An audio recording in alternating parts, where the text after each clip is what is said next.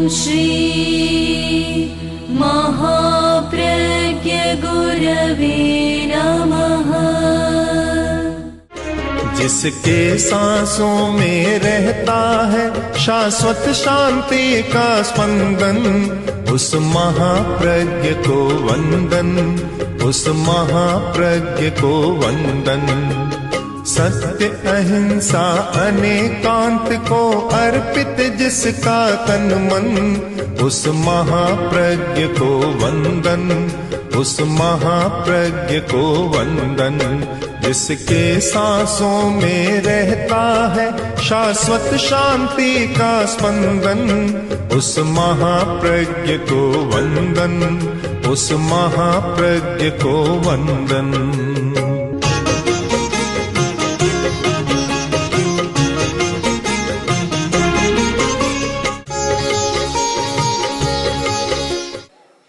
सत्यम, शिवम, सुंदरम तीनों शब्द बहुत प्रचलित हैं।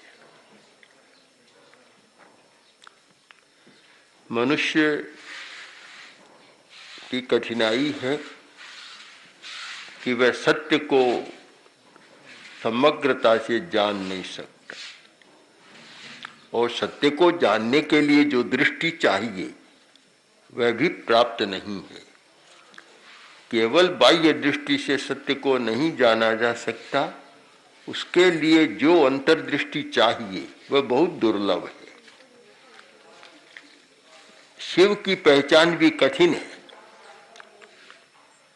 जिससे कल्याण होता है, शिव एक कल्याण है, श्रेयस है। प्रेम में उलझा हुआ आदमी श्रेय तक भी नहीं पहुंच पा रहा है, यह भी कठिनाई है।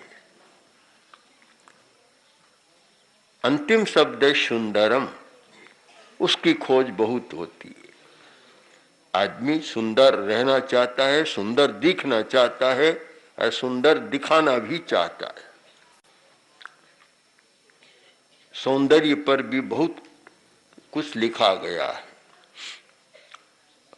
और बढ़िया शब्दों चला, बढ़िया कपड़ा, बढ़िया गहना, अलंकार, शोभार, सज्जा, ये सारी सौंदर्य की परिक्रमा कर रही है। आदमी सुंदर, भद्दा है वह भी सुंदर दिखना चाहता है। सौंदर्य का बड़ा आकर्षण है। तो वस्तु को देखने के दो दृष्टिकोण होते हैं, एक बाहर का दृष्टिकोण और एक भीतर का दृष्टिकोण। बाहर का दृष्टिकोण इतना प्रमुख बन गया कि वह पदार्थ जुड़ा हुआ है और इसीलिए समस्या पैदा कर रहा है। क्योंकि बाहरी आकर्षण बहुत समस्या पैदा कर रहा है। अभी अभी समाचार पत्र में देखा, एक व्यक्ति ने लाकर दिया कि हिंदुस्तान में प्रति मिनट 5 हृदय रोगियों की मृत्यु होती है, और हृदय रोग के बचाव के लिए हिंदुस्तान में 4000 अरब खर्च होता है। अमेरिका में उससे तिगुना, और पूरे विश्व में कितना होता है सारा। इसका कारण कि डॉक्टरी भाषा में कहते हैं कोलेस्ट्रॉल बढ़ता है और कुछ होता है, पर बड़ा कारण एक तनाव है, और वह तनाव पदार्थ से जुड़ा हुआ है। पदार्थ और तनाव दोनों में कार्य कारण संबंध भी खोजा जा सकता है, और एक परिणाम भी खोजा जा सकता है। तो हमारी सारी जो ये कल्पना है वह जब इंद्रियों के आसपास और मन के आसपास होती है तो अनेक समस्याएं पैदा होती है। ये हृदय रोग जो होता है उसमें इंद्रियों की आसक्ति और मन की चंचलता दोनों का बड़ा हाथ है। केवल हृदय रोग की बात कर रहा हूं, और तो पता नहीं कितने रोग हैं और कितना कुछ होता है। इसमें बहुत बड़ा हाथ है स्वयं का, कि अपने आहार का विवेक नहीं हृदय रोग का बड़ा कारण बनता है। और मन की चंचलता बहुत, तनाव बहुत बड़ा कारण बनता है। और बाहर का आकर्षण वह भी बहुत बड़ा कारण बनता है। हम जब सत्यम और शिवम इन दोनों को छोड़कर और केवल सुंदर शब्द को पकड़ते हैं और सौंदर्य का प्रदर्शन करना चाहते हैं, वहां ये सारी समस्याएं पैदा हो रही है।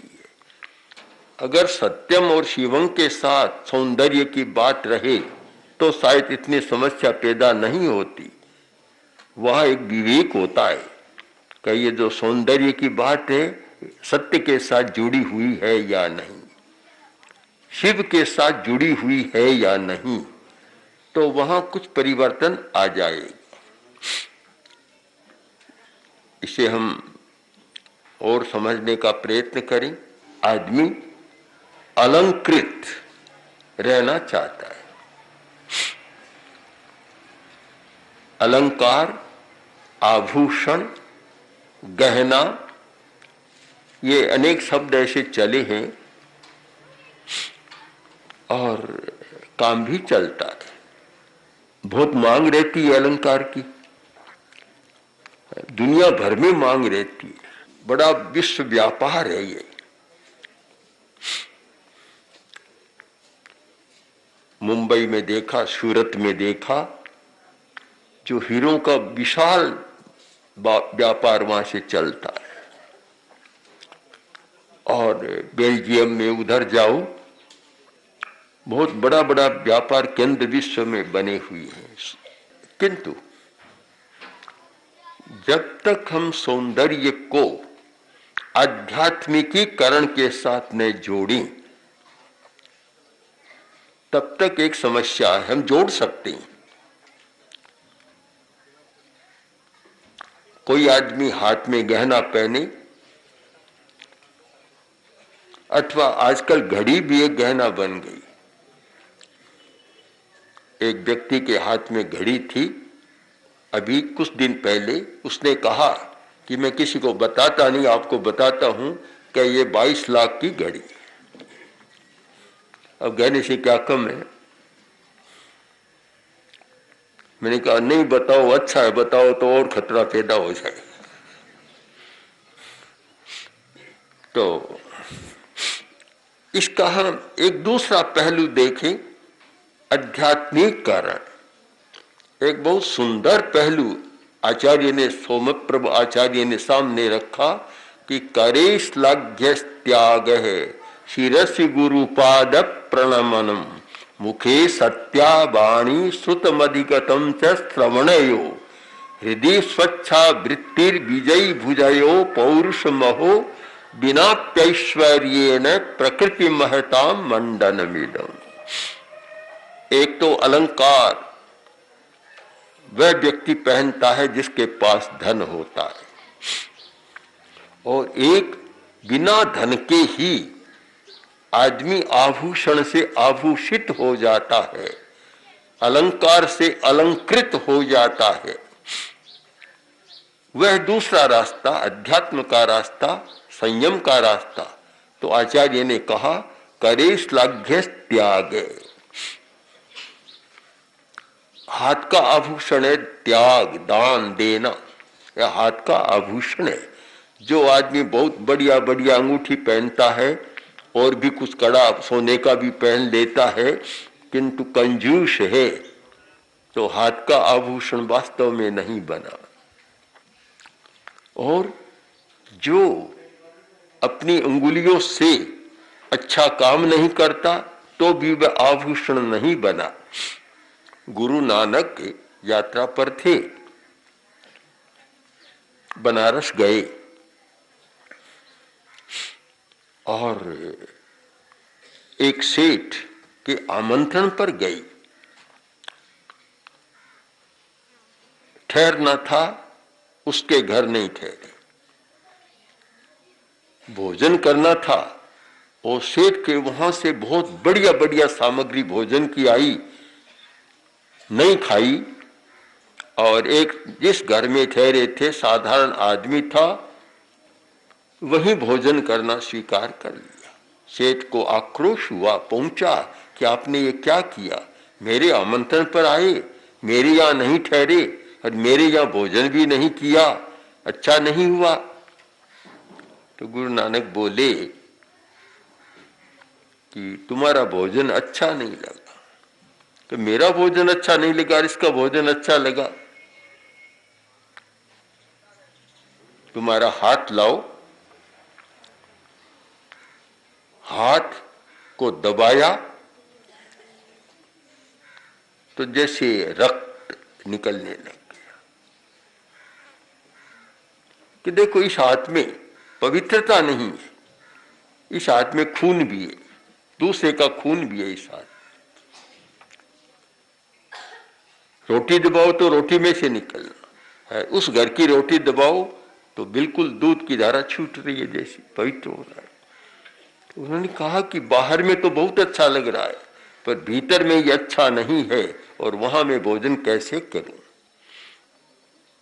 तो हाथ का आभूषण क्या है कि अंगुलियों के द्वारा किसी का कोई अहित न किया हो, और जिसमें कुछ देने की क्षमता हो, त्याग करने की, छोड़ने की क्षमता हो, तो करे श्लाघ्य त्याग है।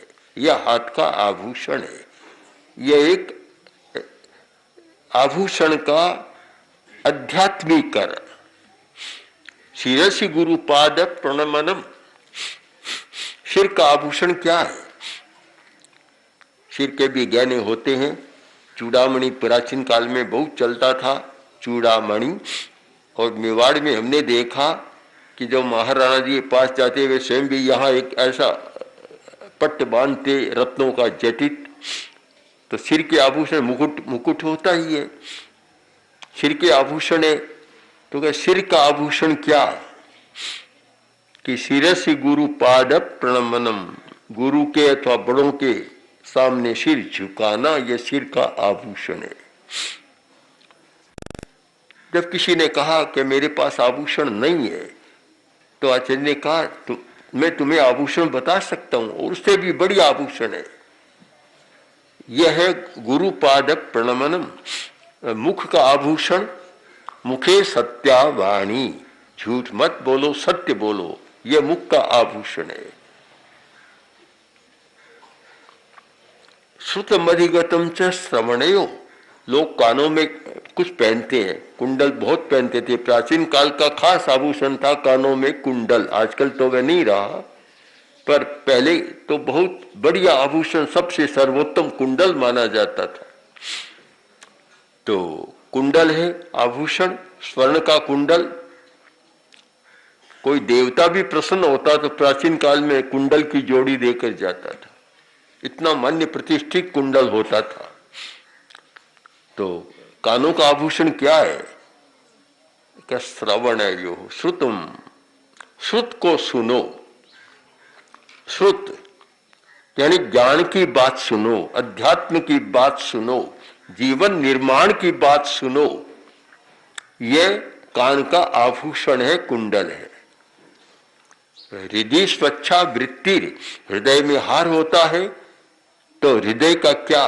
स्वच्छ वृत्ति, पवित्र भाव, अहिंसा का भाव, दया का भाव, करुणा और अनुकंपा का भाव, स्वच्छ वृत्ति, निर्मलता, किसी के प्रति भी कोई अनिष्ट का भाव न हो, कभी नकारात्मक भाव और विचार न हो, यह हृदय का सबसे बढ़िया हार है।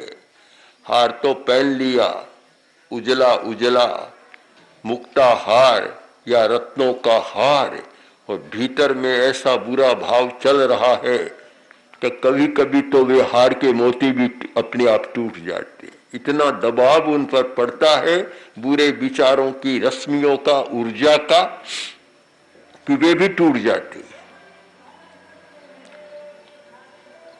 विजयी भुजयो पौरुष मोह, और भुजा का हार है पौरुष, पराक्रम। ये अपने भुजा का जो आभूषण है। बिना पैश्वर्य ने, किसी व्यक्ति ने कहा मेरे पास धन नहीं है, मैं कैसे अलंकार पहनूं, कैसे आभूषित बनूं, तो कहा कि कोई जरूरत नहीं है। बिना ऐश्वर्य के, धन के बिना भी तुम अध्यात्म के जगत में अलंकृत हो सकते हो, सज्जित हो सकते हो, आभूषण से आभूषित हो सकते हो, और जो तुम्हारा सौंदर्य प्रकट होगा वैसा सौंदर्य गहने पहनने वालों का भी नहीं होगा। ये दो दृष्टिकोण हमारे सामने आए। एक अलंकार से अलंकृत होना, और दूसरा पदार्थ के अलंकार के बिना, भौतिक अलंकार के बिना भी अलंकृत होना। अगर ये माने कि अलंकार पहनने से, गहना पहनने से ही कोई आदमी सुंदर बनता है, तब तो साधु के लिए तो रास्ता ही बंद है। वे तो सुंदर बन ही नहीं सकते, क्योंकि पास में पैसा भी नहीं, तो गहना कहां से आए? आए तो भी पहनते भी नहीं, तो फिर कैसे हो? तो सौंदर्य उनमें है नहीं। और मैंने तो यह देखा है कि किसी सुंदर आदमी के पास कोई जाकर बैठता है तो 5 मिनट में ऊब आ जाती है, और एक ऐसे साधु के पास, जिसके पास न तो कोई बढ़िया कपड़ा, न कोई गहना, कुछ भी नहीं, जाकर बैठता है तो घंटा तक उठने का मन ही नहीं करता। कारण क्या है? इसका कारण है कि जिसका आभा मंडल पवित्र है, और जो व्यक्ति इन आध्यात्मिक अलंकारों से अलंकृत है, उसे देखने का मन करता है, वहां बैठने का मन करता है, उठते नहीं। मैंने देखा आचार्य तुलसी राजल देसर में चतुर्मास बिता रहे थे।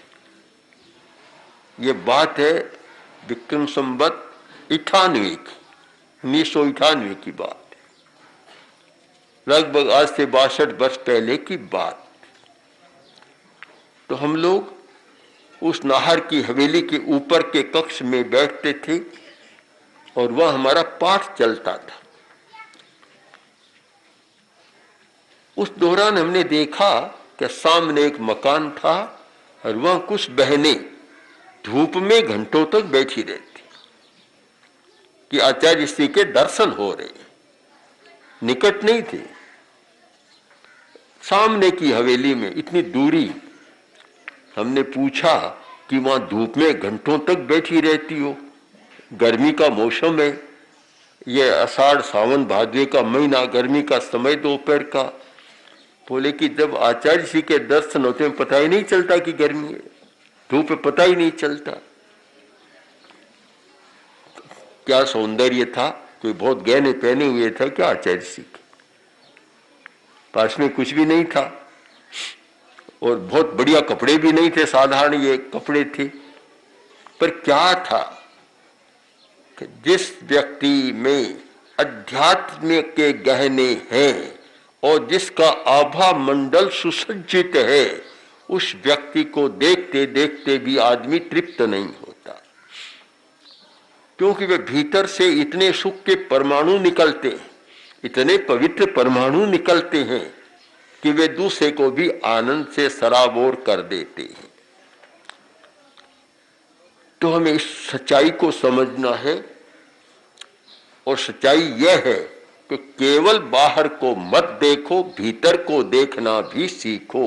जो व्यक्ति सुख से जीना चाहता है, शांति से जीना चाहता है, उसके लिए जरूरी है कि भीतर का दरवाजा भी खोल ले।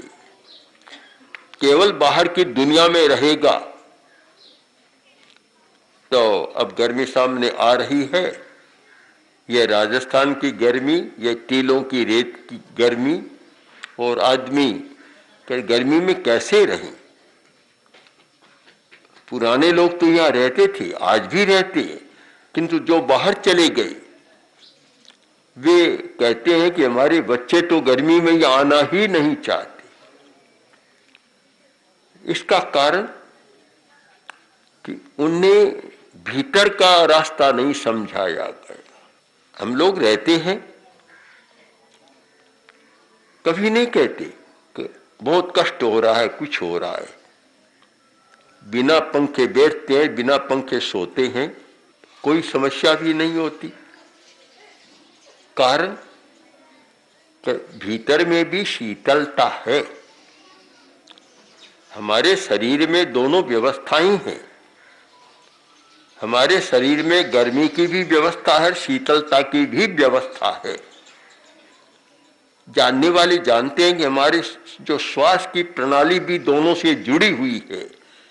दो स्वर कहते हैं योग में, एक चंद्रस्वर और एक सूर्यस्वर। जो सूर्यस्वर है वह गर्म है और चंद्रस्वर है वह ठंडा है।